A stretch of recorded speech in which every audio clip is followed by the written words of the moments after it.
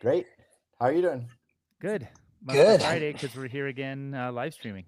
We're here at the Presidio. Actually, no, we're not. But it's still a Presidio jam. The brand carries forward. The brand carries. I've literally been traveling for 12 hours just to make this show. Wow. Ooh, dedication. And I just got home. I woke up at 3 a.m. Eastern time. Oof. Wow. In rural Georgia. So midnight. So it's hot. Midnight California time. Was that for Bitcoin related business or was that family stuff? Just a vacation to Georgia. It actually, I've never been to northern Georgia. It's really beautiful there. It's just south of Chattanooga. All right. Yeah. Stayed at the Cloudland Resort. Recommended. But no, the plan was to get to Atlanta, fly out at 7 a.m., get back to SFO in time to make the studio so we could record in person, right? And then number one problem is we learned that the entire building's power is out today, right? That's why none of us are at the studio. And then secondly, despite making it to the airport in plenty of time, one of the flight attendants decided not to show up to work today.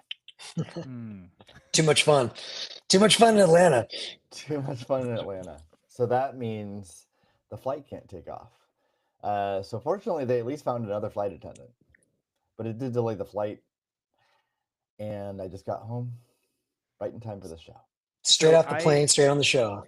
So who hosted Nick Bhatia yesterday? Because I saw that he was in attendance at Presidio Bitcoin.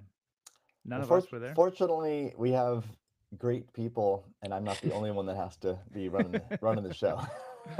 Yeah, I think Alex. I think Alex did it. Hosted Nick. Yeah. Oh, cool. Yeah. I was bummed. I was. Well, I heard. I saw a few folks sharing things from it. It sounded like it was really, really interesting. I wanted to go, but sadly, I've also been a little up and down this week since I saw you guys last time. You know, I made that quick trip to Mexico. Last Friday at our show, things were totally chill, and then afterwards, I think I had like 72-hour delay, Mexican stomach bug, and so it's been coming on and off in waves. Finally feeling good now, but yeah, yesterday I was like all stoked to go in the office and go there, but it did not cooperate. But from what I heard, it was a hit. I mean, it sounds like people love meeting him, and he's definitely one of the thinkers that has influenced, I think, most of my thought on like the idea of the Lightning Network reference rate of return, the idea that routing can become something like a yield-free rate of return. So yeah, I'm sad I missed him. I'm also bummed I missed, but I did tune in actually on the live stream for a little bit. So how was it? It was nice. I mean, it's kind of cool. Usually I'm usually there, right? So it was fun to play the role of being the whole session. Yeah, I think so. Did he drop any Bitcoin? It was. I tuned in like maybe 50 minutes in, so it was like during a Q&A. Yeah. Did he drop any new insights or have any comments about, like, for example, the square 10% routing, and if that sort of validates his thesis, or was he going in a different direction? I think we'll have to ask that someone who was there the whole time. I didn't hear it in my 3-minute window. Yeah. Maybe if a listener here today, if we have an Alex or someone, maybe they can tell us. Yeah, somebody can chime in. Well, I think, yeah, go ahead. But yeah, David, I didn't answer your question. I was in Georgia for business, not for pleasure. And I think it's going to be one of the topics for us to talk about today. And that would be the proto. Well, we can talk about Georgia. Smoky Mountains. We can also talk about, when we're done talking about Georgia, we can talk about the proto launch as well. Right.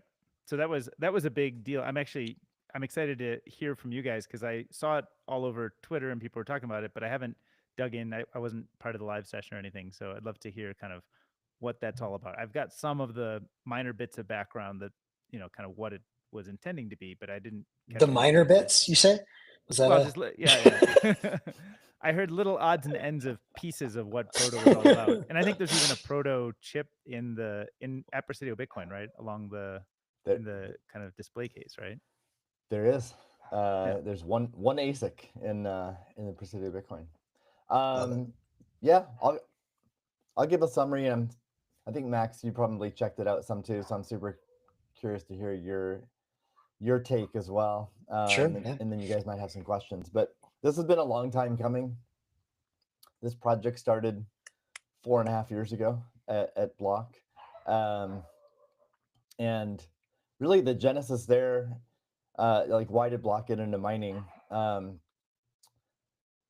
Block started doing a lot more analysis of like the energy consumption of mining. I mean, the actual real genesis is that Block needed to do like a carbon report for shareholders. And Max kind of knows this because he was part of this early Genesis project.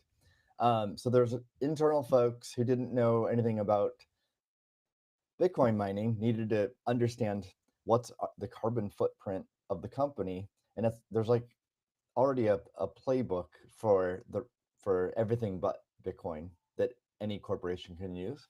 So that was pretty straightforward. But for Bitcoin, it's really hard to measure. There's different accounting methods. So they asked me to help out with that. So I helped with that. And I already understood mining, I thought, quite well at that point, but it turns out I didn't. Like I certainly had passed the 101 course, but I learned that I needed to take the graduate level courses. So I went down the mining rabbit hole much deeper. And instead of coming away with like fears of ruining the environment, I came away with seeing, oh, you can make a lot of money in mining. And Wait certainly, a minute, those aren't always excuses.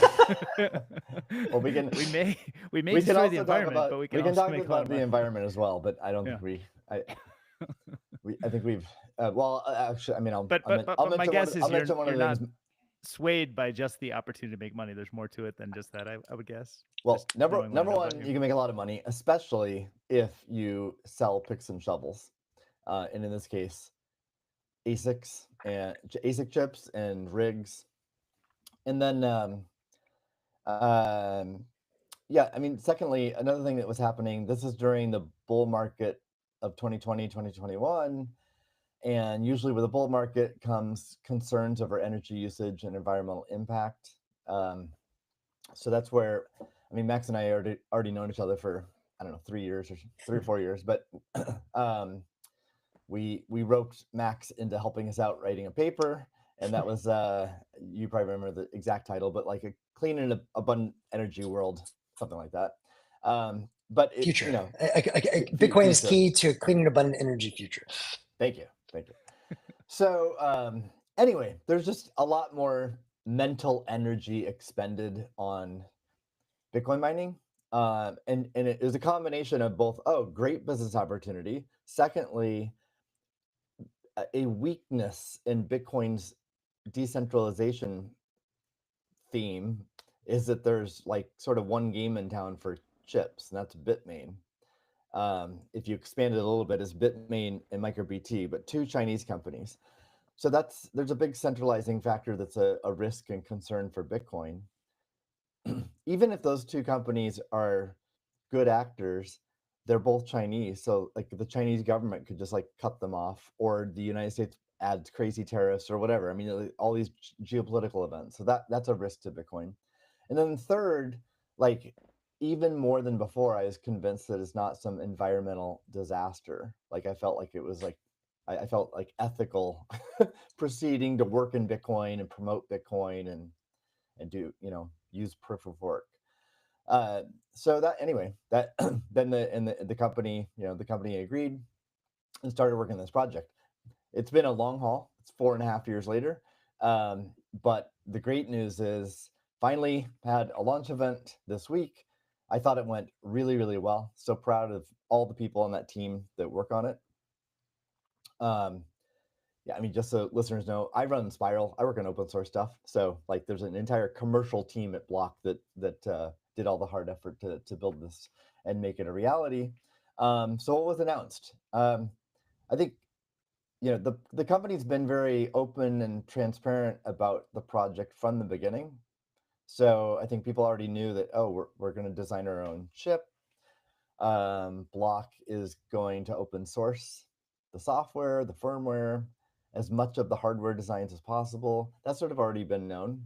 And there's even Block announced a customer earlier this year, Core Scientific. And that's actually, why was I in rural Georgia? Well, the event was hosted at a Core Scientific Bitcoin mining industrial scale site. Um, so that's why we were there. But what was revealed that was new, number one, is a rig, not just a chip, but it was the first reveal of Block's Proto's rig, and they called it rig. So it's very succinct name. They also announced their software for fleet management, and it's called Fleet. Also very succinct name. So they announced rig and fleet. Um, rig is a novel design, like an industrial design and mechanical engineering design. They're able to fit 50% more mining hash rate in the same like linear footage of what a standard rack is. So that's novel. They made it hot swappable, so it's way easier to repair, and perhaps even more importantly than that, current miners, you have to, if one part goes bad, like if a power supply fails or a fan fails, you typically have to like replace, or certainly if a chip or hashboard fails, you have to replace the entire unit, and like e-cycle the whole thing. um and but with the new rig design, you can just take out one of the 9 hashboards and replace, hot swap and replace it. If a fan goes bad, you just replace the fan, and they've designed it so you can do that replacement and that repair work very, very quickly. So there's a lot of wins, I think, with the industrial design, mechanical design. And then the chip itself, they announced some performance metrics, which they'd not done previously, and it's super exciting to see that it's like very competitive with the best of the best. Bitmain's always been the best on this particular measure, the like joules per terahash, like how much performance do you get for every watt of energy. Um, and there's never been anyone really threatening Bitmain on that metric for the past 10 plus years. And Proto's performance that they announced is definitely in the ballpark of the best performing Bitmain chip. And I think that bodes well for the future as well. And one interesting thing about the rig design too, if a new chip and hashboard does come out, say 6, 12, 18 months later, you don't have to replace your entire thing. You just replace the hashboard, put it in the new hashboard, and it's a much more economical upgrade. So that's the hardware. I probably forgot a few things. You guys can ask questions. But then on the fleet management software, I think that's really interesting too. The mining industry is known for having really low quality software. Um, third party software is pretty low quality. Often it's done in house, and then you get a mishmash of stuff. And the fleet management software from Proto looks professional. Basically, both the hardware and the software looks like it's designed from people who built Square and Cash App, and it's because guess what? It's because literally people that have been working at the company for 5, 8, 10 years that have worked on Square for a long time. A lot of them did work on Proto, and I think it showed through in yesterday's reveal. And did you say that Fleet is fully open source? It's fully open source. It also works on other equipment, so it works with Bitmain. Mm-hmm. So like it, yeah. So I mean, this is kind of interesting, right? if you're a miner and you've got like tens of thousands of Bitmain machines, if you like the Fleet software, you can just use it for free. You don't even have to buy Proto equipment. So you don't even have to have a customer relationship with Proto. You just download the Fleet software, and there's a good chance that's a better experience to manage your fleet. And then if you do have equipment from a variety of vendors, you're able to really nicely compare the performance of each as well. Yeah. Now, my understanding on the rig is like traditionally the rig and chip are all bundled, and that they might have a typical lifespan of like 3 years or so, and that some of the unbundling here is that there's a deeper investment in the rig, so it's designed to maybe last for 10 years or more. Is that like a major point of why people should be caring about this configuration? Yeah, and there's really two aspects to that point. One is that Block will sell the chip alone, and that's not done by Bitmain or the other major vendors. Now, existing industrial miners, the way they operate today, that might not be of interest to them. They just want to buy rigs and deploy them as cheaply and quickly as possible. But there's definitely mining companies and potentially startups too that have an idea for a new type of application, a new industrial design, a new electrical design, new mechanical design, in which they don't want to just take Proto's rig and form factor or someone else's and deploy that. So they can just buy the chip and do their own design. So that's one aspect. But then I think more to what you're pointing to is that with Proto's rig, yeah, it's a very different framing and positioning to miners. Any miner that's really playing the long game, they intend to be around for more than 3 years. It's a pretty interesting value proposition to buy this equipment that is intended to last 10 plus years, and then you can just naturally upgrade the ASICs as they, there's an expectation that ASICs are going to keep improving rapidly, but that's all you have to upgrade. Like the fans, the power supplies, all the other components, they're not going to need to be upgraded over the next 10 years. Do we have a sense of what the kind of typical capex cost is on rig versus chip? It gets bundled, I think, when you buy it from Bitmain, but is the rig like 20% of the overall cost and the chip is 80%, or is it like, do we have much sense of what that is? Because that might also help us build an intuition around why it's important for the rig to last so long. Yeah, I mean, I don't have a specific number, but I think your guess there is probably roughly right. I mean, it's definitely true. The ASIC chips are the highest cost component. A rig typically has, I mean, in general, a rig typically has like 300 ASICs or 400 ASICs in a rig. Proto's rig might have even more because there's more hash power per linear foot. But there, yeah, I mean, there's hundreds and hundreds of these chips. So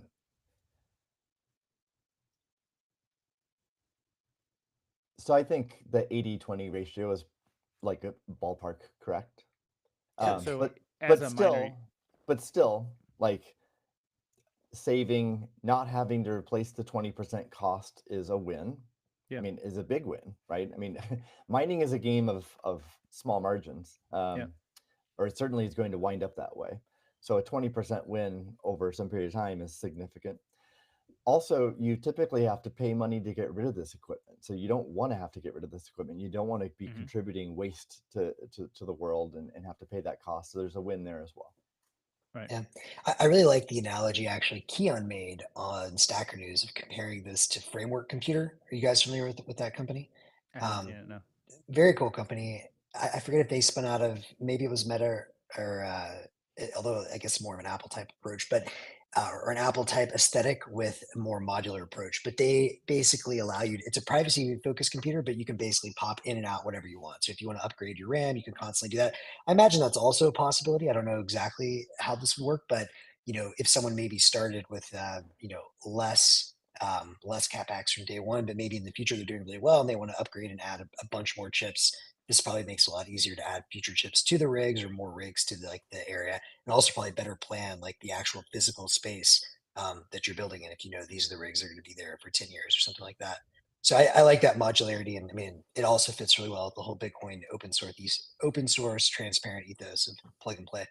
Yeah, I like the modularity a lot. I wonder do we have an intuition that we can start building around how that modularity will impact the market? So we could say certainly like, you can swap things out, you probably operate more efficiently, but I would guess there's also a play that's going to enable maybe a new type of miner or a new type of kind of competition in mining to emerge.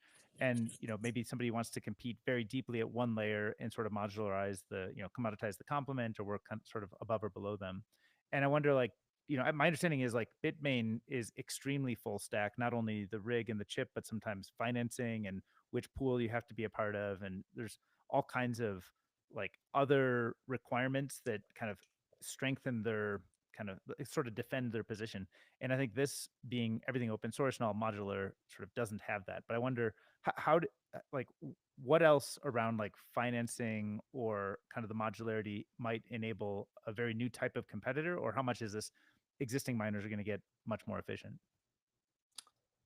Well, to address one point, I mean, I think, I mean, it's true that Bitmain, has AMP pool and has most portions of a full stack, but they don't require it. I mean, obviously, like their Foundry has 30% hash rate or whatever, and there's lots of Bitmain machines on Foundry. But yeah, I mean, block starting with a few of those components, there's obviously potential for more. I mean, block is a lending, has been a lending business for a long time, so that would potentially be a natural fit in the future. Um, Potentially running like a mining pool, and there's lots of different angles there. I mean, what I get most excited about is the ability for entrepreneurs, and maybe not with this first gen, but eventually to experiment with just new form factors for mining. So the first one that comes to mind for me that I would love to see is, if you think in the long run where mining is going, perhaps the big HPC AI compute takes like the really, really, really big scale farms, and that's where that ends up. But mining, becomes more and more of the bottom feeder at the edges of things. And so one area I fully expect to see this is, distributed solar. Within the inverter of a solar panel, someone is going to put an ASIC once it's cheap enough to do that. Maybe it's, the older ones first. And that's going to be a phenomenal new form factor for mining. When people are mining, they don't even think about it. It's just when I get solar installed in my house, which now in California is like a requirement, I think, for new houses. There's just a Bitcoin miner in there. And I just know that there's this little chip that has the option, or I don't even know about. There's some software, maybe Square writes it, or Tesla, or whatever startup ends up bringing this to market. And I just know my bills are lower. I just happen to make a little extra money every month. Those are the kinds of things that the modularity gets me most excited about. Yep. And the open, I mean, so David, you listed a bunch of things Bitmain does. So sure, Proto could copy all those and it might make sense. But the open platform selling the chips, I think that's one thing that would be very new here, right? Opening up a whole ecosystem of new mining applications that weren't really possible or practical before. Did we get any sense, Steve, in the announcement on the actual cost? Like if someone wanted to start running these numbers and looking at, the solar inverter model to get a sense of is that economical today or not? You can contact sales to learn more. I think, I mean, Good, that is the good literal deflection. answer. Yeah, I think, because I think the initial customers, I mean, this product is for industrial mining, right? And right. that's a short list of customers. So I'm pretty sure the team and the sales team at Proto are already in touch with all these potential customers, talking to them. So, I think, I mean, my take on this is the marketing of rig is it's not really retail. So, and then as far as customers who do buy it, it really depends on how they customize it. There's many different configurations, and also with mining chips in general, you can tune them different ways. I mean, the joules per terahash number is always the one that gets the limelight and is the one that's sort of marketed heavily, and it's an important metric, but so is like the area efficiency, or basically like dollars, Right. terahash per dollars, or either dollars per terahash, and that matters as well, and a bunch of other factors. So you can you can tune the chip to optimize for one or the other. There's trade-offs there.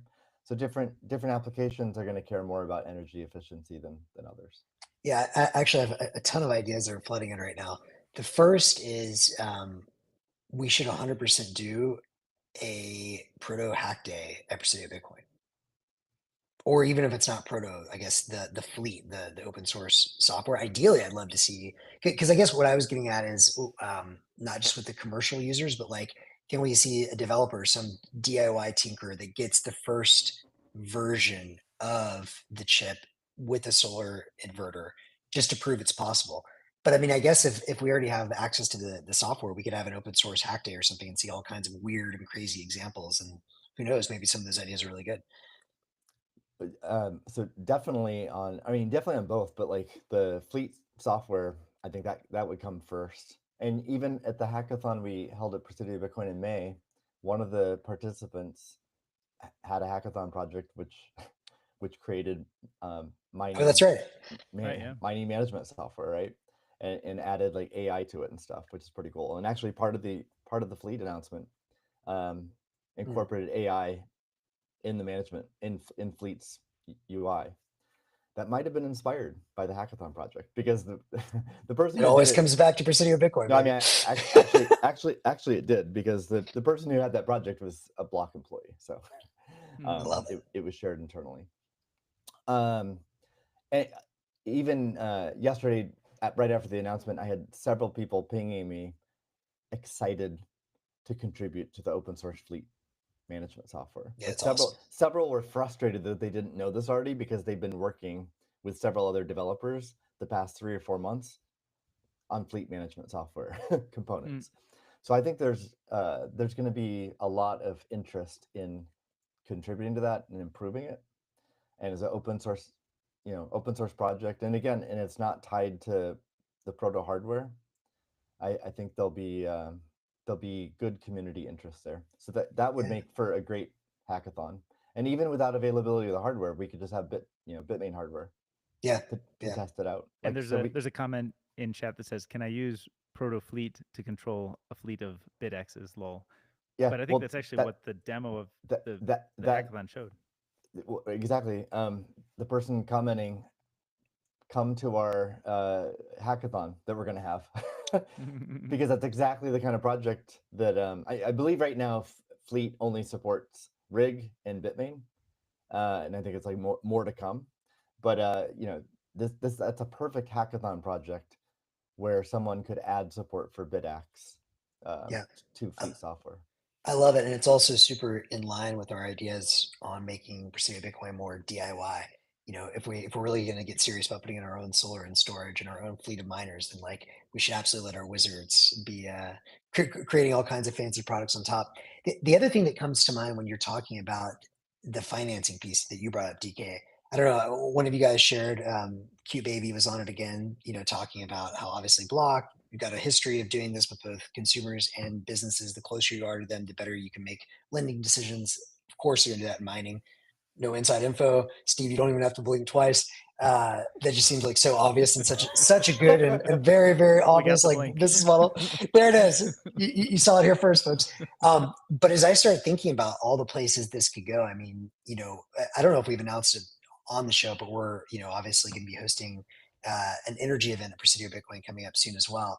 And what this gets me thinking about is, for the longest time, I've been interested in basically how you can create effectively new and open markets for energy, new and open grids. That's a much, much longer conversation. But even the marketplaces, my sort of dream product or dream software I've wanted for, many, many years is, I have an electron. What do I do with it? Do I use it? Do I sell it? Do I store it? Do I mine it? And this is a really interesting kind of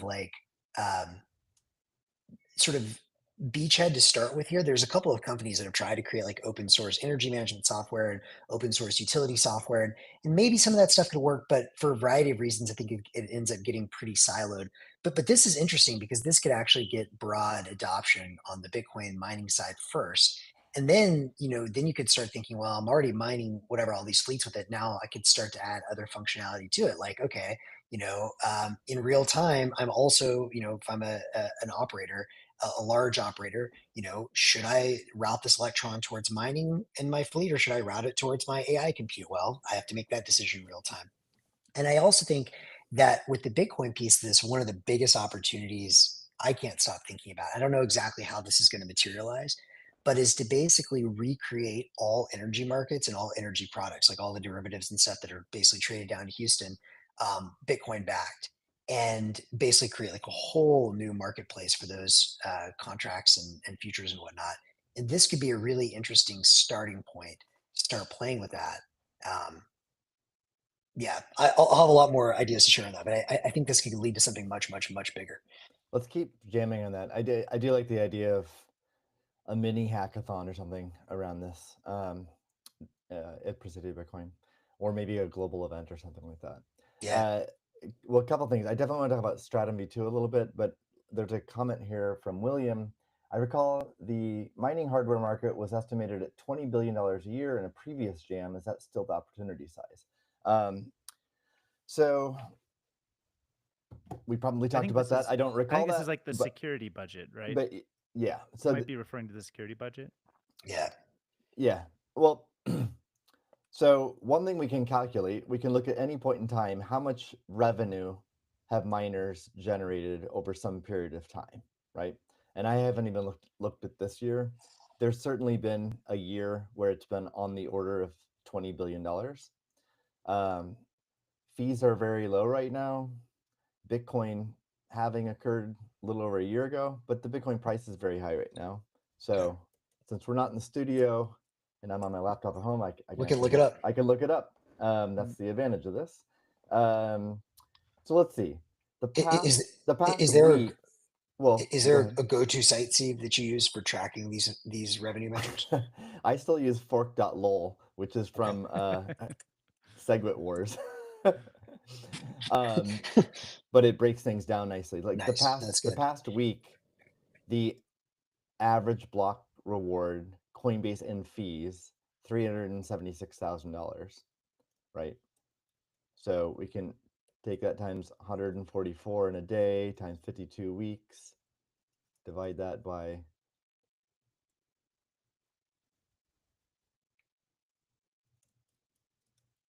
I must be doing something wrong. Oh yeah, I need to take it times 365 days, not 52 weeks. And I get $20 billion. Oh wow! All right. So I don't know what the cumulative is for this year, but taking the past week's revenue generated, annualizing that, it's $20 billion. Now that is not the market for equipment though. That's the total revenue. And then, how does that break down? Well, there's profit margin. There's some cost for like security and operations and things like that. There's electricity and there's CapEx. And there's financing costs. So there's a bunch of components there. At a really high level, it kind of shakes out to like the two dominant ones are energy and equipment. So, you can, from that, you can kind of see the equipment market size is $5 to $10 billion in a year. There's a lot of uncertainty in the market too, right? We don't know what the revenue is going to be next year. We don't know what the price is going to be. We don't know what transaction fees are going to are they going to like actually come along, etc. But think on the order of like $5 to $10 billion market. I think analysts project something lower than that. I don't quite get that, but I think they project like 2 to 4 billion. My live estimate right now would be more on the order of like probably $5 to $7 billion for the total for equipment. In the long run, do you expect that, because we talked about the security budget stuff, do you expect that that's kind of in the range of healthy and stable, or is there some reason to believe that that might grow substantially from 5 to 10 billion to 50 billion or more? I mean, it could go either direction, but for people who have been listening to our show the last few weeks, it can go way, way down, right? Now, what's the clear, what's going to make it go up? Two things: the price of Bitcoin and transaction fee, demand for transactions in block space. What we talked about the last few weeks is concerns about the latter, and that's very important long term. Now, the price of Bitcoin, that's one where probably our audience and ourselves are quite bullish on over the next decade or so. So if the price does appreciate to $500,000 or $1 million per Bitcoin, obviously that directly impacts miner revenue, security budget, and the size of the market for this equipment. another thing that's certain, we know the schedule of the halvings. Every halving, half as much Bitcoin is minted each year. So take whatever the price is times, those number of Bitcoin, but then cut it in half. So it just literally halves the market for the security budget, for the equipment, etc. Especially when that's true when transaction revenue is essentially zero. But yeah, the reason to be bullish that this market will remain that large or even grow much more is if the price of Bitcoin moons. A reason to be concerned medium to long term is that people actually don't use Bitcoin transactions in the Bitcoin network, and then it'll decline to potentially a much smaller market than even today. And but that would also, sort of be the end of Bitcoin as well. So. Cool. Can we talk a bit about the Stratum V2? I assume that some of what we can do with an open modular system is that people could sort of contribute in different ways. I know Stratum V2 is a mining pool protocol, if I understand right, that was designed to try to encourage, I'd say, like some more decentralization in mining.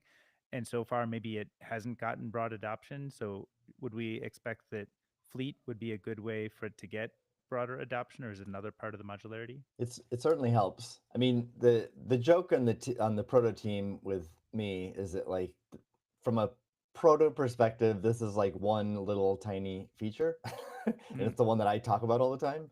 And it's just because, like, my role in Spiral and working on broader open source Bitcoin is often I'm advocating for improvements to protocols. And certainly one thing I've learned very deeply now is improvements to protocols takes a long, long, long time to occur, especially in something decentralized. And anyone who's followed like internet protocols or protocols that need to be adopted by like thousands of companies knows how long it can take, and that's certainly the case. Certainly the case with Bitcoin. So Stratum V2, Spiral and many other companies have been working on it, speccing out, writing the code, testing it. There are several companies in the space that are actively developing towards launch of Stratum V2. And I'm actually feeling really good momentum now. A lot of them are not public information yet, so I'm happy that Proto now publicly announced that the rig will support Stratum V2. So I think it definitely helps. It'll help adoption because we have to convince we have miners need to be convinced to adopt it. Pools need to. Even the Bitcoin Core project has to be convinced to adopt it. Because right now, if you want to run Stratum V2, if you're a miner or a pool, you have to fork Bitcoin Core and use a patch that's been created by the Stratum V2 project. And we of course want that integrated into Bitcoin Core, so you can just use stock Bitcoin Core. But like the Bitcoin Core devs is like, their stance is like, we've heard about this for years. Is it actually getting adoption? So seeing Proto announce this formally, and when others will be announced soon, I think that that creates great momentum and will help. Cool. Is there any disruptive opportunity? I would guess with just being able to swap in and out, the chips real time creates different operational needs within an existing industrial miner. Just like they have to retool their workflows and workforce to some extent to take advantage of these new opportunities. And so I'm wondering, are they all mostly like leaning into those types of things, or are they more like a little bit wait and see, or it's going to take some time to adopt these things? Does everybody consider it a clear win, or are there questions sort of that people have outstanding? And then kind of a follow-up is, if there are questions, are there newer upstarts that are sort of taking more aggressive stance on this? Can you say? Sorry, I was reading Austin's question. Can you repeat? Like, just the first part of your question. Yeah, just wondering, like, because there's enough operational differences and challenges that being able to swap things in and out quickly. You have to sort of maybe retrain your workforce or decide new workflows that you're going to implement. So if you're an already at scale industrial miner, you know really well how to do this with the old systems, maybe with like the ant miners or the Bitmain stuff, but maybe there's a bunch of new operational stuff to learn to make it work with kind of rig and proto. So the design of rig took into account dozens of miners' feedback. And I think, and we saw yesterday, I mean, both from the miners that were in the audience that I spoke with firsthand, and then also social media reaction, they're very happy with the design of rig because it addressed like their top 10 or 20 concerns and points of feedback. So I don't think that's going to be basically it's a shit show right now. So they're going to get rid of the shit show in terms of operations and repairability and all that stuff. So is it a new process? Yes. It's like it's eliminating 95% of the time and energy and effort, as opposed to like replacing something with something that's just as much effort that's different. It's not really like that. So is it fair to say it's kind of a no-brainer that as the upgrade cycle comes, that every one of these industrial miners would choose this new system, or do you think there's going to be holdbacks or questions that they would have that they need to answer before they make that transition? Yeah, well, I mean, I don't think from this day forward, 100% of sales are gonna immediately go to Proto. So if I'm a miner, it's like, well, this is the new guy on the block. Like, so can I trust it? I mean, the marketing and sales pitch sounds good. Let me get some units and test them out. I do think it's very attractive if you're a miner to allocate a small percentage of your new purchases to a new vendor, as long as that new vendor meets some minimum bar, which, in my opinion, I think Proto does. I mean, Proto is definitely competitive, because because even if you allocate 10% of your new purchases to a new vendor, you are, especially when you're dealing with a monopoly or duopoly, it gives you a lot better negotiating power. I mean, for the past decade, like Bitmain's sort of the only game in town, so they get to call all the shots, right? But if you show that you're willing to put money towards another vendor, that definitely shifts the power back to miners. So for that reason alone, I think at least a small allocation makes tremendous sense.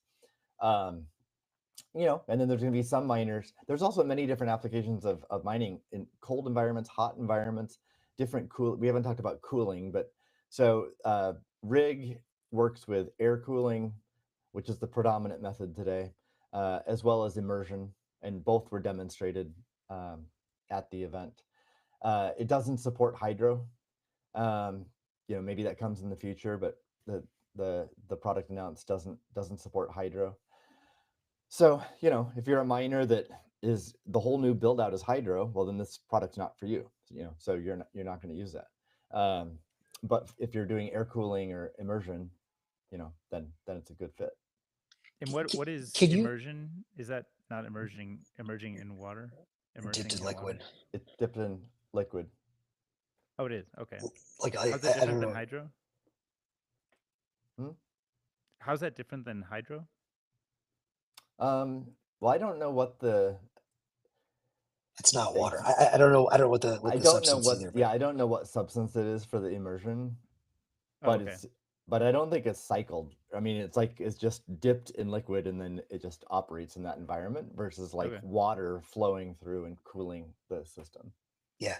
Steve, can you maybe help us just think through a little bit back of the envelope what that economic journey would look like? Because like to your point, I get that Proto is competitive, but I mean, it's obviously, I think the still top of the line Bitmains are, I don't know what they're like, 12 joules per terahash. Is that right? 12 or 13 compared to 14.1. One thing for the audience, or you guys to understand and the audience to understand, whenever you're comparing those numbers, you really want to make sure you're comparing apples to apples. So what are some of the variables that different vendors can like tweak or massage? One is chip level versus system level.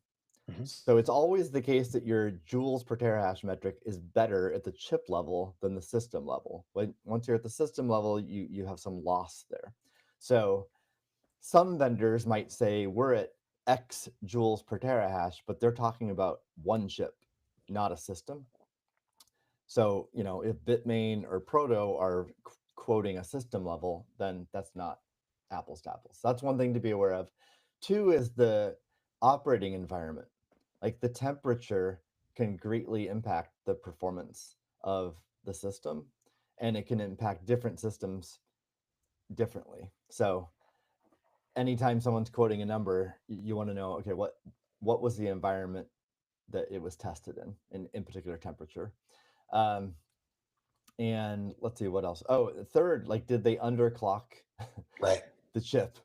If you underclock the chip, you're going to get worse, hash per second performance, but a better energy efficiency number.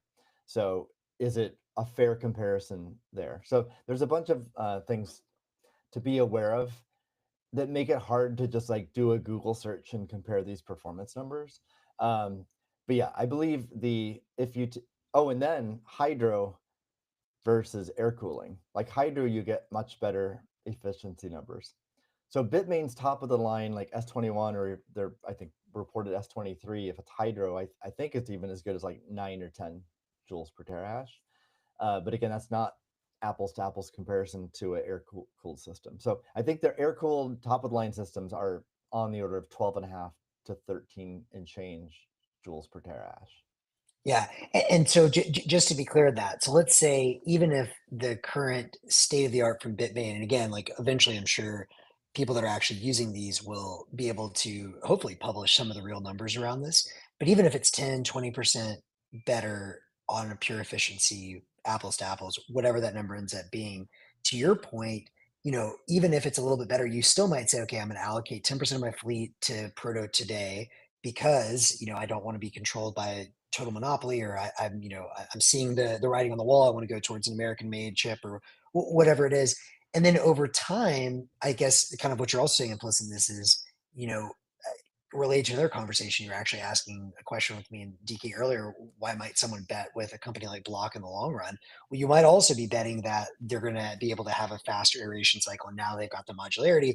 Like, yeah, maybe today I've only got whatever. I'm buying the rig, and does this support Bitmain miners? Can you put them? I guess it doesn't fit in there exactly, but okay, well, whatever. Maybe I start buying more rig than I need, but the plan is I'm making a bet that Block is going to be able to match or surpass Bitmain over the coming whatever year or 2 years. And so I want to make sure that happens so I don't get caught with one supplier completely controlling my hash. Yeah, I think that's fair. And also, like, comparing joules per terahash in isolation, I mean that's definitely a comparison one should make, but it's just one of many factors. Because even if there's, some deployments, that metric matters as much as the numbers you can infer from the numbers. Others, it doesn't matter as much. If you're less sensitive to the energy, if you have a low energy cost, you're less sensitive to that number. Right. And then secondly, if you are looking at the life cycle of this, you see how you can save costs in many other ways that can easily be more than the savings from the energy. And then you guys asked about price earlier, which is not disclosed, but whatever that turns out to be, that can be an advantage as well. Yeah, so there's just lots of factors to the purchasing here, which ultimately leads to no, I don't think Proto is going to get 100% market share on day one, but there are many reasons that it's not going to be 0% either. To me, the easiest sales pitch is just like, hey, it's a credible new vendor. Allocate something like 10% of new purchases to the new vendor, just so you gain better negotiating power. And also, of course, it allows you to evaluate this new vendor, test it for real. If you like it, then buy more. If a new hashboard or a new chip comes out in the future, that's even more competitive is the number one or whatever, then great. You've got all these rigs you've already purchased. You can just plug in new hash boards. So let's see how it performs. We've also learned it. We've learned in the chat that it's also being cooled in oil, but don't worry, we've been assured it is beef tallow and definitely not seed oil. So thank you for that clarification. I was getting nervous for a minute. Just like Steak and Shake. So So I know you guys struck out in Vegas, but have you been to a Steak and Shake since? No, definitely not. Okay. Where else would I find a Steak and Shake besides Vegas? Well, in the middle of Georgia. In Georgia. So okay. I went to my first Steak and Shake, and apparently Jack grew up with Steak and Shake in St. Louis. Wow. I'm a little surprised because like Iowa, there are no Steak and Shake. I'm from Iowa. There's no Steak and Shakes in Iowa, at least when I grew up. I think we had them in rural Illinois. Okay. Yeah. We didn't have them in Tennessee. It was in Missouri and Illinois, but not Iowa, I guess. But in any case, Jack grew up on them. So we swung by Steak and Shake, paid in Bitcoin. It's a beautiful experience. Nice. I used Lexi. LDK based wallet. Lexi worked perfectly. Great. Paid for the lunch, and yeah, we bought a jar of beef tallow. I think Miles brought it home to Costa Rica. Oh, nice. Anyway, we did the Steak and Shake thing, which is fun. Nice. Cool. I gotta ask this question on behalf of my friend, and I'll share this segment. Your friend, eh? Yeah, I have a friend who's not involved in mining, but he's excited about getting involved in mining in some way, and I think it's mostly he wants to kind of like find an opportunity to deploy capital to get KYC free Bitcoin. And friend again. Tell us more about this friend, DK. I said if he figures it KD, out, it's this guy KD. He's interested to hear. He's very handsome. He loves to run and bike. Yeah. With a dog. It's great. Yeah. But he's had all kinds of ideas. Like he said, oh, maybe we should create some sort of collective, and can we? He's always dreaming something up about how to do mining in a new way. And so I sent him the proto thing, and he's like, okay, cool. He's like, I've got, consider me tons of capital, tons of time. Like, how do I take advantage of this? Can I do something here?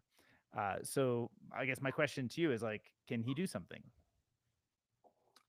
Yeah, I mean, if he wants to move write here? like $100 million check, no problem at all. But to do what? Like, is it just starting yet another miner, or is there something interesting I could suggest to him to investigate? Well, I don't know. I mean, we've talked about the product that was launched. It's a rig and fleet management software. So he can, if he's a big buyer, he could talk to sales and buy a bunch of equipment. Like, would it impact? I don't know. Like, I don't know where you're going with this. I guess I'm wondering. Like there's probably where you're going. There's like third parties that might allow hosting of mining, but I mean that already, Compass Mining, and I think Wilson Mining does this, and that already exists. So I think it depends on what his goal is. If his goal is to figure out how to get clean Bitcoin, then like obviously just set it up off grid. It'd be very interesting if he wants a project to play with to try the sort of solar storage, completely off grid mining situation. That to me sounds very promising. And if he wants to do something just to like get involved and play with the proto mining, I love this idea of like, now that you have a chip and open source software, where like can you plug the chip into weird places like the inverter, or like, I don't know, like the heating that we're seeing people doing now with the bit heater, or whatever the company is called. Those kinds of like new use cases are really, really interesting to me. And I think proto is the only way to do it. I'm interested in this idea of like, you touched on it but didn't quite say it, but I think like depending on what the payback period is, if you were to install a chip in a solar panel, could you actually give solar panels away for free to people? And like, well, that's the idea. The mining. That's the idea, and it's very similar. Well, either do that or it's sold as part of a bigger package. I doubt the numbers are there to make that exactly work today. It like 18 months or 36 months, you think, or even longer? I have no idea. I have to look at the numbers on this. David, to help us answer the question, like, are you asking, does your friend want a prepackaged product and service, or is he an entrepreneur who wants to build a business based around this? Because it's very I'd say different it's answers. Right? closer to the latter. Yeah, So then closer to it'd the be like latter. taking like one of Max's crazy ideas and turn Yeah. it into reality, right? But I think he doesn't want to just. Well, I've told him don't get involved in just trying to be yet another industrial miner. It's like it's a brutally competitive But industry that's very optimized, right? but that's why I do, like I said earlier, now that you can buy chips individually, you can come up with whole new form factors and designs, and that can Totally. open up totally new avenues. So you're not doing the same thing that everyone else is. Now, obviously, whatever you design and try to apply, it has to be like a good value proposition and tap into it. You're developing a new application, new market, and and ultimately it has to be competitive financially within Yeah. within Bitcoin mining. But it would be the case. You can certainly imagine like Max's idea is definitely not done today, right? So it's new. Yeah. It at least has And the potential to be differentiated. well, I'd be really curious. There's one guy, Ali, who's come to some of our chats, and he's very deep in both mining and solar, and we'll definitely have him for the event as well. He's been trying to pencil this model, like this basically you know, you could do it as just give away the energy system, the solar panels effectively, and then you monetize with this over there. Or there's like many ways you can finance. Like that's the way solar used to be, where people would essentially just securitize a whole bunch of these, give away for free, and then get the paybacks. Now then it went to loans. Now it's like more of like actual energy sales. But regardless, there's like different financing techniques. But I think this idea of can you can you move mining to the edge is very interesting. Ali is definitely the farthest along in this. I'd be curious to get his take on Proto. Actually, I didn't even think to ask him because he's someone that if this made the economics slightly better, maybe he could push this further. But it definitely has not penciled yet. So to your friend's question, like now the question would be to get this in the field test. Does this make things like like giving away free solar? Does this make that pencil? I doubt we're there yet still, but maybe it's a closer step. Mm-hmm. I wanted to answer. Austin had a question a few minutes ago about why has adoption been slow, and I think he's referring to Stratum V2. And I mean, this could be a long conversation. I'll just answer it short in a short way. That applies to any of these protocols, but it takes a long time because you need with protocols you need there's network effects with the protocol you're trying to replace. So it's not like who's the first mover. Like if you're the first adopter, you don't have anyone to connect to. So everyone's asking who else has adopted it? Why should I be first? And when you need like dozens or hundreds of projects, companies, products to adopt something, each has their own roadmap, priorities, and limited resources. Almost always, there's way too much work. So you have to get on the priority list for hundreds of different of products, and all of them ask, "Why should I be first?" So this takes years and years and years to get any kind of protocol adoption, and I think that's a pattern that's true for any type of protocol. But I think Austin or implicit in what he was saying there is that's true unless it's like a hair on fire problem. And I think what he was asking is it was it not a hair on fire problem? People were just like stealing hash rate. Not really, because there's no concrete evidence of stealing hash rate. Hmm. It definitely can be it's definitely real and that it can be done and it's been demonstrated. So it's not like a fake problem. It's a real potential threat. It also it it could be the case that it has been happening And they just don't know it. and we don't know. It's definitely also true that a lot of larger miners have deployed custom solutions to like mitigate the risk. Yeah. But yeah, it's not like hair on fire just because. I mean, obviously, if we had evidence, we have a dashboard that shows 5% of your revenues being stolen. Obviously, the miners would immediately prioritize fixing it. Um, yeah, and then same with like running your own, creating your own block templates and decentralizing Bitcoin further. You know, miners generally don't care about that. Um, they aren't, miners are typically not on Twitter. pounding their chest about decentralization of Bitcoin, they are out in the field, more blue collar worker or accountant type person, counting the coins that are being mined, and they're worried about energy costs and accounting and things like that, not decentralization of Bitcoin. Austin was saying he thought maybe the stuff would be backward compatible for the network participants to be able to join in. Is it true that it's a total break with the existing? You don't have backward compatibility in these protocols? It's kind of neither. There is some backwards compatibility, in that if you have a miner that is running Stratum V1 firmware, there is part of the open source project that we and others have been working on. There's a translation from Stratum V1 to V2, so you can have existing equipment. You don't need to upgrade the firmware, or it could be the case the chip doesn't even have Stratum V2 firmware. That's fine. You can still be compatible with Stratum V2, but you need Stratum V2 mining pools, and that's where there's adoption has been lagging. There's one startup that supports it right now, called Demand, and it's early days for them, and we'll see how things develop in the coming months for other pools. Cool. Anything else to say on Proto? I think we spent about an hour on Proto, but we've got 2 other topics to address. So should we move to another topic? Let's move forward. Yeah.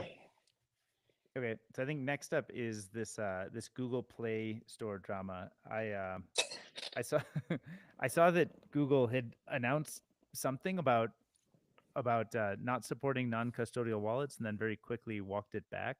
But I don't know all of the details of that. Have you guys followed this one closely? Fairly closely. And yeah, a few days ago, Marty Bent tweeted it, I think, and the Rage media had an article covering it. And if you went to Google's or the Play Store's help page, it was pretty clear language that if you have a cryptocurrency wallet, it has to, and then they did a country by country breakdown what the requirements were. And I looked at the US and Europe, and you had to be like FinCEN, or you basically had to be like a licensed money business. And in Europe, I think you had to be regulated through the new MiCA, or Mika, I don't know how they say it, but different regulations, which would mean like all self-custody wallets would be banned or the implication is that they'd be banned from the Play Store. So if that were actually the case, it would be a pretty dramatic event. So a lot of people on Bitcoin, tweeted out concern. We're kind of aghast by that. And then Google did respond from some seemingly official Google Twitter account. I'd never heard of it before though, but saying that it was like a error oversight, and they're going to correct the help content. They did update the help content with like a little call out saying it doesn't apply to self-custody wallets. Although then I just tweeted asking, what about like Liquid-based wallets or eCash-based wallets or Spark-based wallets? They probably don't even know what that is. They probably don't. Yeah. So that means I'm certain the Google Play Store okay, nerd. people don't have an appreciation for the spectrum of trust with different wallets, right? But if I had a eCash wallet that was in the App Store or any other type of wallet like that, I would definitely want to learn more, or I'd probably want to go educate the Google Play Store folks on all these nuances and assure them that my category of wallet is also acceptable and should be not outright banned from the the App Store or the Play Store, and also that I wouldn't have to become an MSB. Although some of those get into gray area, right? So, was the initial announcement targeting self-custody cryptocurrency wallets, or was it more like a broad thing that didn't appropriately carve out? The latter. It said cryptocurrency wallets. Okay. Yeah. Exchanges and wallets. So they were probably trying to create a new policy for exchange and like entities that really are money transmitters, and they sort of inadvertently. I think the reality is there's a bunch of fraud in app stores, right? In general, certainly around wallets. Because if I'm a criminal and want to steal money, what better way than like put a app in the store that's a wallet that looks legitimate, or steal someone else's like brand, trick a bunch of people, steal all their money. So it's right. The wallet scrutiny project that Spiral funds finds a lot of these apps. So I think it's quite common. So I suspect Google Play Store is just responding to that. Like I suspect that they are like well-intentioned, trying to eliminate the fraud. They probably do not understand all the nuances for all these different types of wallets and trust levels, and maybe just like so knee-jerk said, oh well, you got to be regulated, right? Then you're good. Not regulated, then you're not good. And so they've made an improvement, but there's still some gray area. But I think the bigger issue, which we don't have, maybe a bigger topic for another day, is just like the power of two stores, and how they could just like completely change an industry. Like imagine if all the wallets were banned. Then on Apple, you'd be totally screwed unless you jailbreak your phone. And then on Android, everyone would have to adapt to sideloading APKs, which isn't that hard, but it certainly adds friction to the experience. Well, so this to me is the big thing, right? So like, it's not the first time we've gone through this. There've been wallet, scares in the past. All of the Nostr apps, right? When Will couldn't get Damus in the App Store. Like, to me, you hit the nail on the head. Like, the danger here is the arbitrary and capricious nature, or just the arbitrary nature of any two companies having complete control over whatever people can use over their phone. Like, that's crazy. And to me, the thing that I keep coming back with, I think the big question here is, if we continue down the path we're currently on, and your only option is Apple or Play Store, then it seems to me like it's a question of when, not if. Like, something really bad happens, whether it's a government directed attack, or it's something that's kind of accidental, or it's just like we were saying, like, it's like we talked about last week, is that the internet becomes KYC, and it's probably good intention, probably, maybe. And all of a sudden it's like, as Will put very eloquently on Damus, all of a sudden you have to scan your eyeball and your anus to be able to access the internet, and here we are, right? And so, like, I will say each and every one of these events, I remember Million from Primal said this a couple, maybe a year ago, we were asking, like, hey, like, should we capitalize more on everything that's happening in Brazil when they were cracking down? He's like, look, guys, the rug pulls are just going to keep happening, keep accelerating. Everyone is a new chance for Nostr to kind of, hopefully it'll be a little bit better, a little bit more powerful, to kind of reassert itself. I think, and even in something else you said, Steve, even in your preamble to that, you made the point, you're like, yeah, we think Google's fixed it, but it's from some Google account I've never heard of. Same thing. How the hell do we even know on the platforms, or decentralized media platforms, that Google is actually the one saying this, right? So this made me, increasingly bullish on things like Nostr. I'm glad that something like Zap Store is still around. I still can't use it because it's only for, I guess, side-loaded on Android. But I'm glad that that's still going, and more of these. I think every Nostr app, or the majority of the Nostr apps that most people use right now, are available on Zap Store. Zap Store, for those who don't know, you sign with your Nostr keys, your private keys. When you publish, everything is accessible. You can have customizable algorithms to feature apps, or decide which ones are frauds or which ones are not. So that's exciting to me. And it's, but it's distributing PWA apps, right? Not native mobile apps. I think they're doing native for Android. So the ones that you have to use the APK for, though. Okay. he was considering PWA, and maybe he's gone more down that route. But I think this is the broader question. And DK, maybe you have a thought, because I know you've thought a lot about PWAs. How the hell do we get out of this duopoly? Like, I love Zapstore, I love Nostr. It's a great start, but like, if the only game in town is either have to like sideload stuff, like okay, so nerds are going to be able to free themselves, but most people are, or PWAs, and like, yeah, why haven't PWAs taken off? Like, maybe, and I think there's still an opportunity, but it doesn't seem like it's getting that much traction. Um, the bigger question in my mind is it still possible? And Steve, I know you thought a lot about this. Did you say, fuck it, launch a new phone, new open source operating system to compete head on with Apple and Google? Maybe it looks like a long shot today, but like, if they keep cracking down over time, you can keep having better and freer and more profitable product experiences over there. Is that, is that the long-term answer, or is it something else? Or with AI, are the app stores, potentially got to become irrelevant? And no, actually, we need to be looking to the future. And it's really going to be the agent, the assistant that I'm interfacing with, and letting that agent access things freely, and forget the old world. Let the old world die out. What do you guys think? Yeah, I think I would say the only thing worth spending time on is that last one, because it's so obviously going to happen. And so how can you usher it in a way that makes sense for people? But I think the concept of have another app store with another phone and just kind of replay history, I think rarely makes sense. It's attractive because it's familiar. So we're like, oh, Right. let's do the thing that we're all familiar with and do it more open or more, generous in a way. But I think the main story here is AI.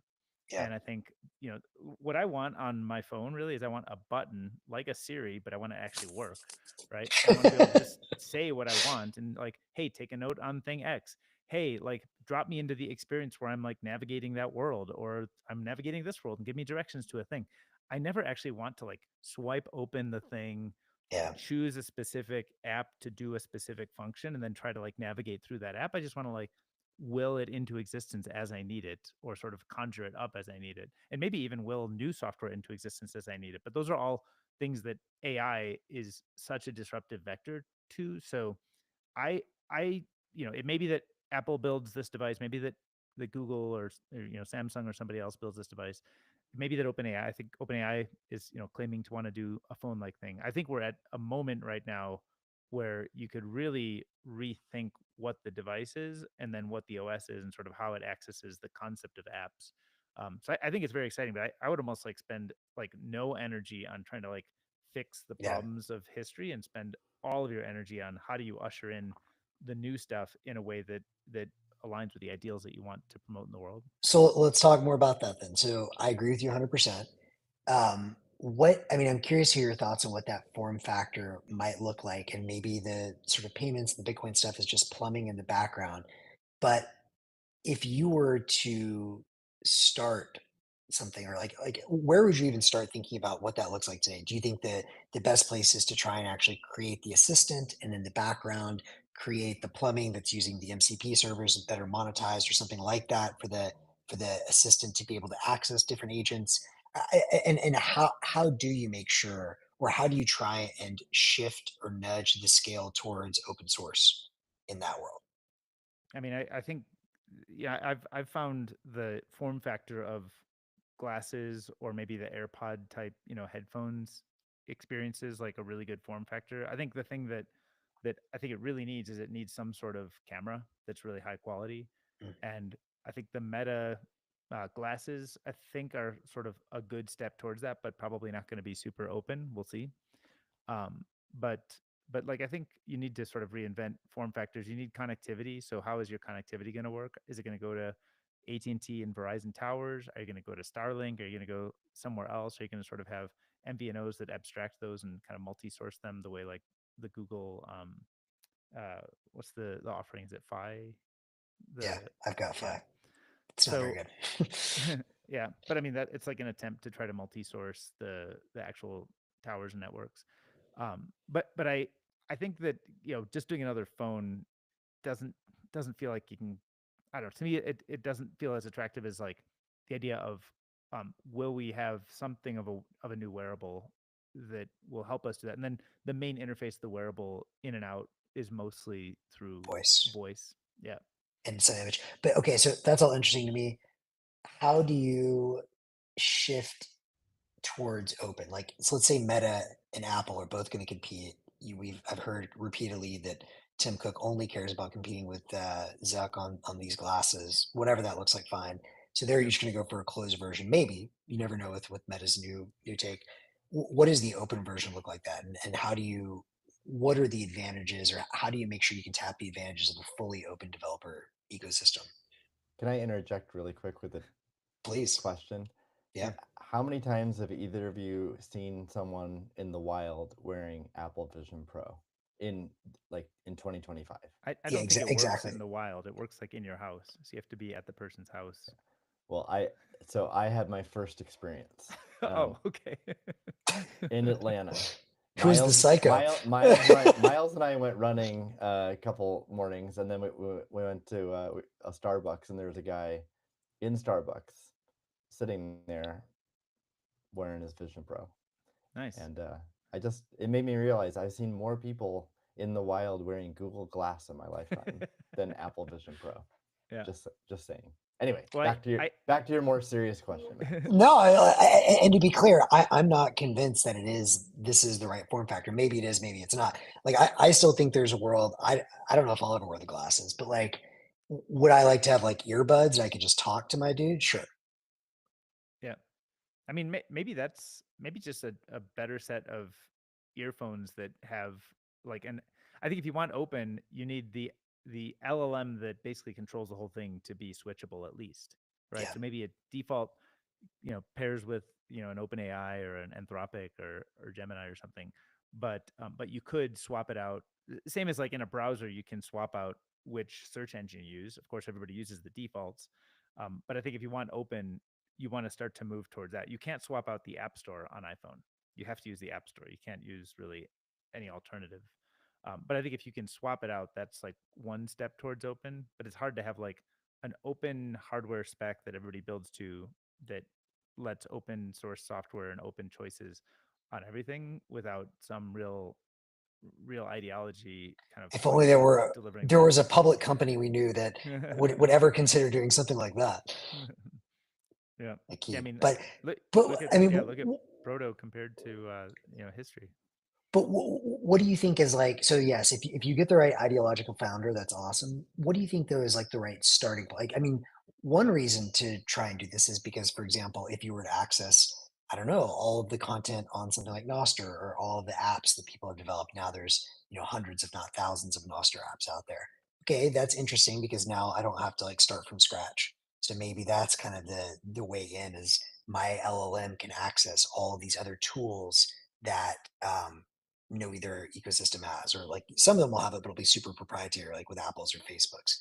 So maybe just like the way to get this started is to have more of our developers developing sort of LLM tools, maybe with monetized with the paid MCP servers. But like with this kind of like vision in mind that eventually there's going to be like one master assistant for every person or company that's going to access these tools. I mean, I've got one for you, Please. a nice starting point, which is kind of inspired by what you just said. But I'd love to see. I don't know if you've watched much. Like I think Anthropic calls them artifacts. I think OpenAI calls it something else. But they basically are little mini software programs that run within kind of the traditional chat interface. So you don't deploy them to a unique URL on the web. You don't you don't deploy it to an iOS App Store app that people download in the traditional way. You just like kind of conjure something up in a chat session, and then the software is there in the session. I think workable. So it's like almost like a mini app that you can use real time. But I don't know if those live anywhere persistently, or if you can access it later, or if they have data paired with them. Like they're very easy to make, but they're probably kind of like ephemeral, which can be good for some applications. But I wonder if there were ones that got made like where should those be shared? We don't have a common place to share those things. And I bet that sometimes people come up with things and they iterate them and make them better, and they could be useful by millions of people, but we don't have a way to make them available to millions of people. We don't have any kind of like sharing hub or infrastructure. So I could imagine, to me it feels like Nostr would be a good public place to be able to have those things live, kind of a public app store like thing. But I could almost imagine like a client where you could prompt something into existence in a very lightweight way. You don't have to worry about deploying it to a URL so much on the web, but you deploy it to kind of like a Nostr npub. And then maybe that client or a separate client can kind of pull all of the little mini apps together and surface them in an app store like interface, maybe. But anybody who wants could write a new app store like Nostr app that accesses all the same underlying data. So it's not controlled by the sort of app store. It's just discovered, curated. It's a great idea. I love that. Yeah. I just wanted to do a time check. We have like 12 or so minutes left, and I do have or 10 minutes left. I don't know. We would talk about a shitcoin, right? I have a hard stop. So, because I actually wanted to talk about Kali and the Play Store and BitChat, but I guess we'll have to save that for another episode. Because we could always do some of that. Well, we don't have enough time because you want to get deeper on the L1s. We at least no. Steve is our proprietary L1 maximalist. We also that's where I thought we're going. No, we're also not going to get deep on this because we only have 10 minutes. But we should at least touch on the Stripe news and the Circle news.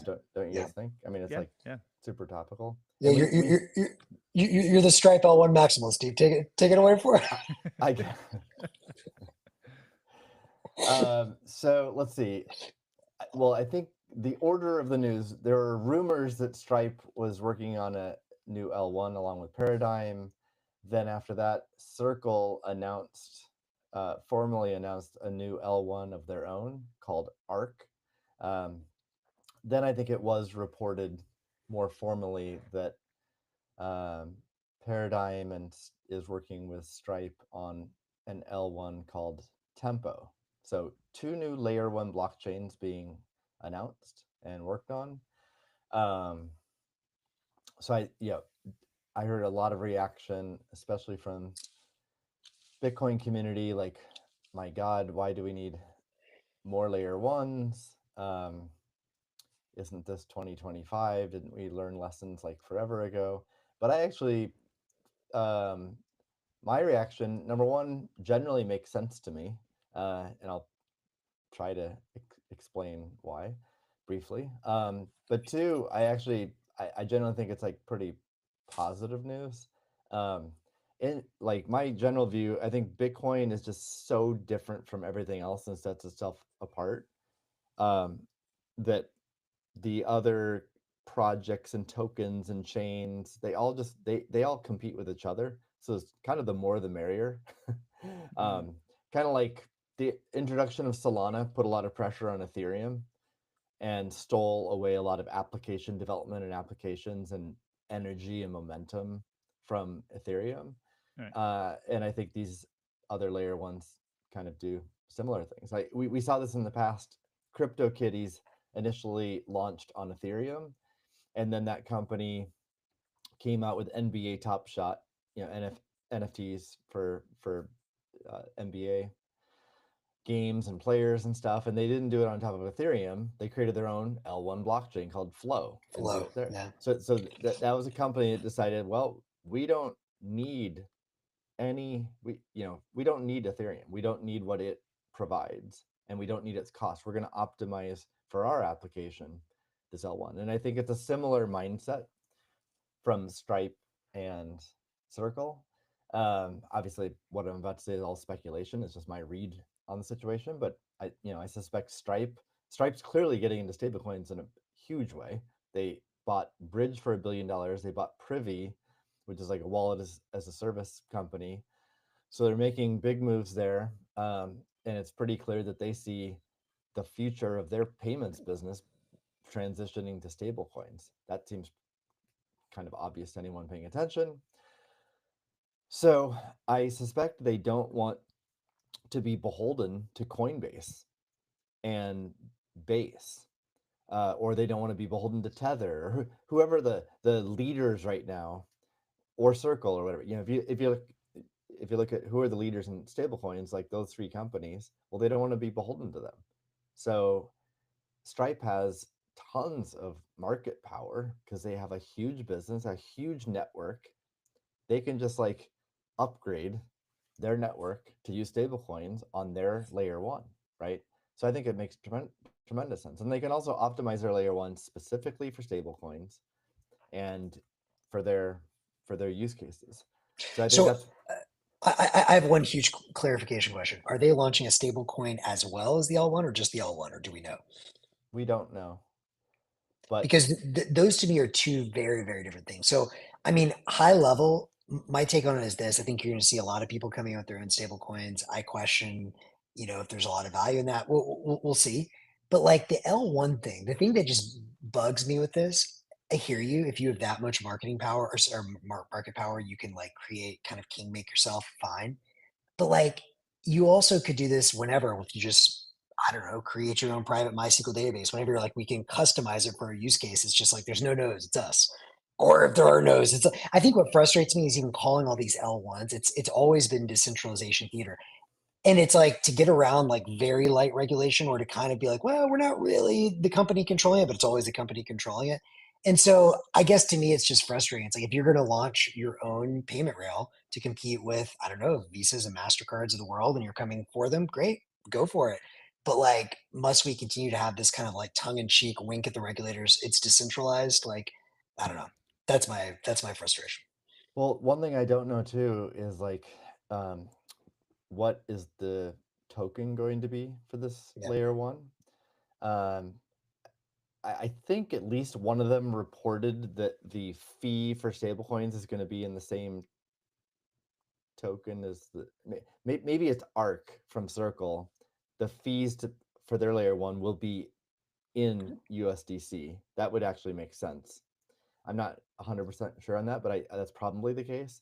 And I think with Tempo, I don't think it's been announced what the token will be. So it'll be very curious to see, is it a new token?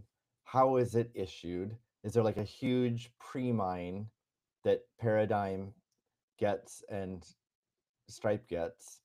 My guess is yes. It'll be really interesting to see that, that gives Paradigm tremendous financial interest in this.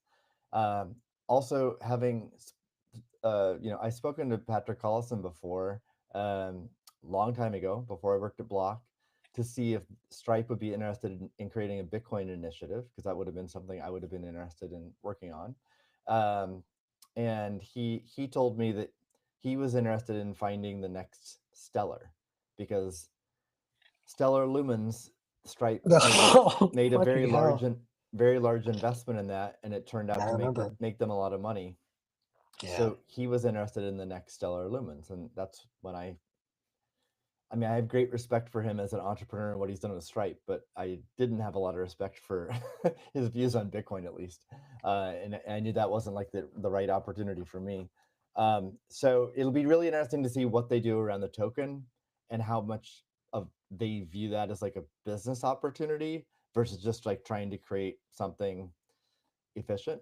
And then that might, the more they think it's a financial opportunity, the more answers why it's not just a database, right? Yeah. So that I mean, either way, it's like sketchy to me, to be very frank. Like if they're trying to create their own rail to somehow compete with Visa and MasterCard and all that, then it's like, I mean, okay, maybe you could do that because you have enough, merchants on board. But again, this is the whole problem Bitcoin tries to solve is what you just said. Protocols. Protocols are hard to get network effects around. But I don't If think it's literally, yeah. Sorry, go ahead. No, but if it's also what you're saying, they're just gonna, pump and dump retail again. I don't know, man. Like I've just lost a lot of respect for Stripe over the years. What if we were to flip it though? I'm just curious, like, because this has been sort of a question in my mind for a long time. Is we recognize that stable coins have product market fit and people want to use them, and we don't believe that any of the underlying kind of L1 infrastructure is really worthwhile or really decentralized or any of that. And so a question I would have is, if you were, let's say you were Patrick Collison, or you did have sort of the belief set around kind of how Bitcoin, the specialness of Bitcoin and sort of the unspecialness of the L1s and the non-decentralization of it. Like, do you have a good proposal for how you would say transition Stripe's business to a some sort of a stable coin rail that has like competes with Visa but doesn't necessarily try to launch a new L1 and sort of just go for that kind of cash grab? You could adopt USDC on Base and partner with Coinbase. You could partner with Lightning Labs or Taproot assets or Spark or Lightspark. Each of those companies have new platforms, Taproot assets and Spark, in which you can issue stable coins. And so I don't know what the future holds for either. Well, I guess it's been announced that Tether's working on Tether on Taproot assets. Whether Tether's going to, if it's going to work on Spark or if USDC is. I think they announced just yesterday or the day before with Spark. I'll have to look that up. I don't think so. They announced the wallet development kit. Yeah, that's right. I don't think they announced a stablecoin. But anyway, yeah. Put simply, there are many options that Stripe could do, but I think I think it's very reasonable for Stripe not to choose any of those and build their own L1 because it gives them more control. It gives them more control over customer experience, and it gives them more control over business models and financials. Even if let's just set aside whether they're going to have a token and try to profit off that. Let's just assume they're not. Then what I just said holds true. I think it makes perfect business sense. They don't care about Bitcoin and decentralization and freedom money. That's not their. Sure. I'm speculating, but I've seen no evidence they care about any of that. Right. So and what they don't need to. I mean, it's not. Their shareholders aren't demanding that they do that. So the question I come back to then, though, even for them and Coinbase with Base is like, okay, that's cool. I get it. You only want to maximize profits for your customers. Fine. Why do you need one of these quote unquote L1s or a blockchain or whatever it is? Like, why not just because it's regulatory arbitrage or regulatory theater? Yeah. I don't know. I thought I just answered it. It gives them more control over customer experience. It gives them more control over business models and financial future. But that's not my point. The difference between that and just saying, hey guys, like Stripe has a private database. It's completely ours. We're running it. Okay. Like it's an L1. Okay. Regulatory arbitrage. But are the regulators that dumb? And also, they also. I'm serious. Like, are they that dumb? Well, no. But also, we don't know what their strategy is, but they probably will want adoption of their new layer one beyond themselves, right? Because it helps strengthen the regulatory angle, but B, it just grows their power. Like if everyone, just like Coinbase wants Base, wants Base everyone to use Base. Lightspark wants everyone to use Spark. Lightning Labs wants everyone to use Taproot. Everyone has their platform. Everyone wants to grow their platform. Of course. So Stripe's just entering the platform race, right? And they have a massive set of assets, and it's still early days. So it makes total sense to me that they're doing this. And then with Circle, they introduced Arc. It might be for very different reasons because they have a very different business. They issue a stablecoin. They're the number 2 position. I'm sure they have their, a strategy to become number 1 and become dominant. And looks like they've concluded that creating a layer 1 blockchain that is optimized for USDC is part of that strategy.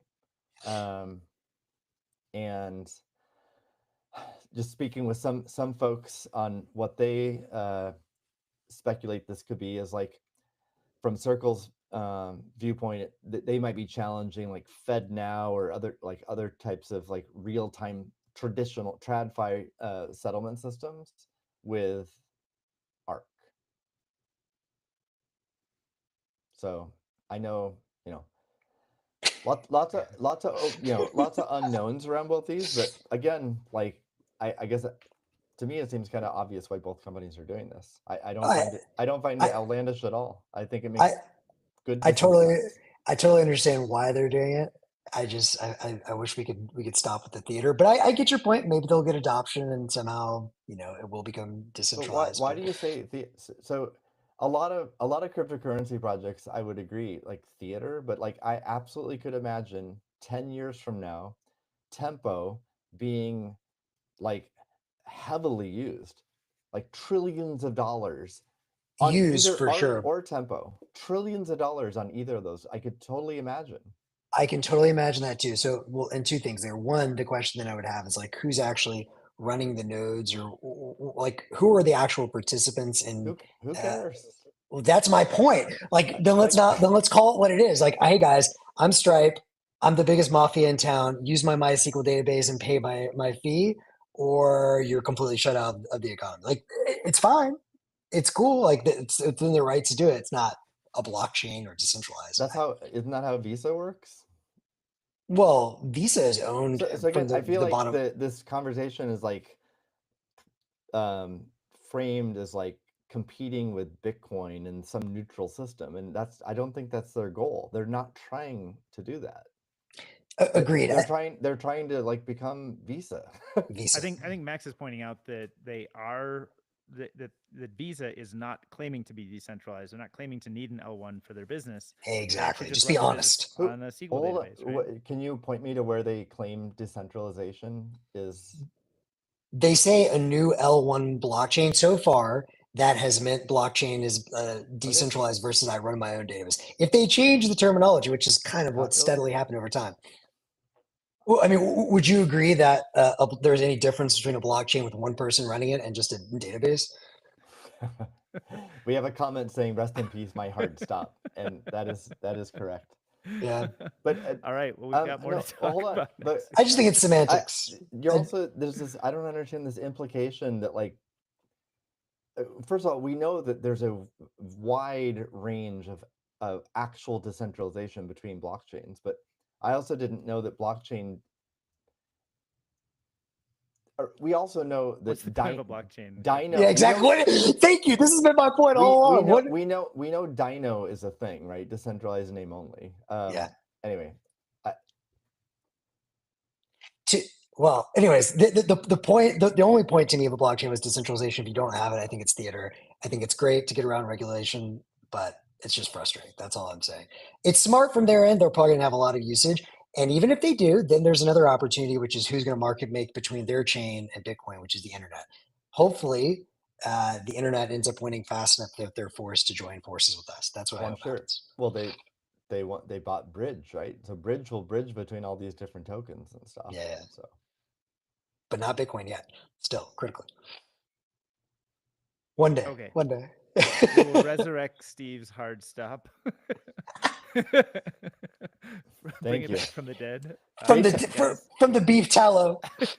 Great topics, though. Yes. We'll definitely talk about stable coins more, and we'll talk about Play Store and who has the right to put an open source app in the Play Store. I think it's a fascinating question. We'll talk about that in a future episode. Great. Till next time. Thanks, guys. All right. See ya. Bye-bye. All right. Bye-bye.